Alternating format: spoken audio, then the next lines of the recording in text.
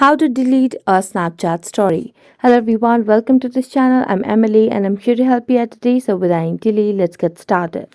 Now in order to delete a Snapchat story, first of all, make sure you have stable Wi-Fi connection on your device. After that, launch the Play Store application.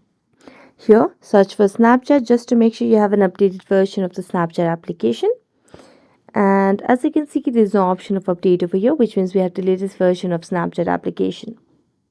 So just let's tap on open to open the Snapchat application on our device and make sure you're logged into your account.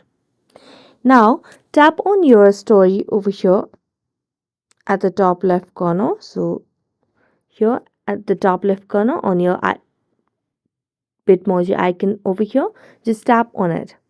So here you can see your story. So tap on it and then here tap on the three dot line at the top right corner.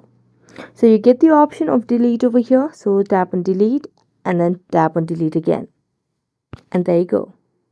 So that's it. Thank you so much for watching this video. See you next time.